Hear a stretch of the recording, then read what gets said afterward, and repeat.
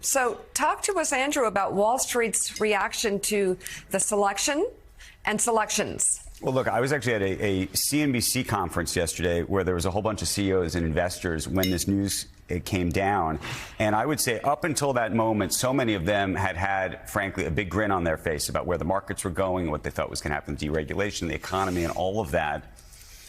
And when it first came across the phone, there were people, including, by the way, myself, but who thought it was a parody account, who literally thought it was The Onion. They didn't even believe it. And the shift in tone from, wow, we're going to have a great economy, to all of these things and I don't have to worry, to, okay, maybe now I have to worry, was like in the blink of an eye. And then all night is similar in terms of just my phone lighting up from people in the business community who I think are both still hopeful in their own ways about the economic issues and the like. But when it comes to law and order, when it comes to the Justice Department, what this is ultimately going to look like, what prosecutions are going to look like, I think that threw a lot of people back on their feet. And then the question is whether they stand up and say so publicly. And the answer, I think, unfortunately, is still no, and especially no because of the role that this individual may ultimately play.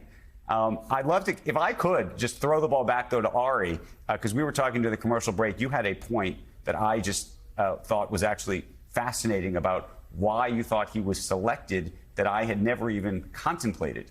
Well, one of the reasons we've heard that Matt Gaetz is such a controversial pick is that he's a pariah really across both parties.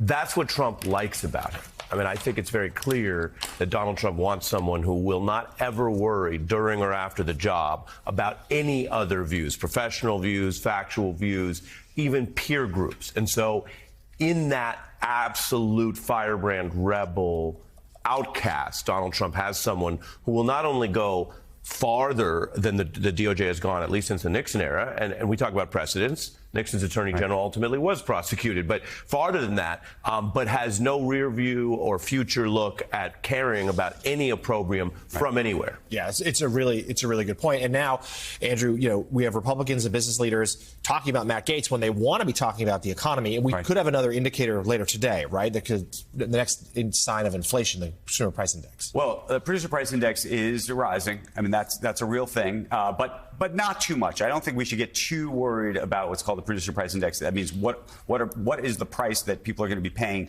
on the wholesale side, and therefore how does it get fed, if you will, through to consumers? I think there's going to be a little bit of a push. This is a little bit inflationary, but when you look at sort of where things have been over the last year, I don't think this is something that the markets today, for example, are going, oh my goodness, the prices are too high.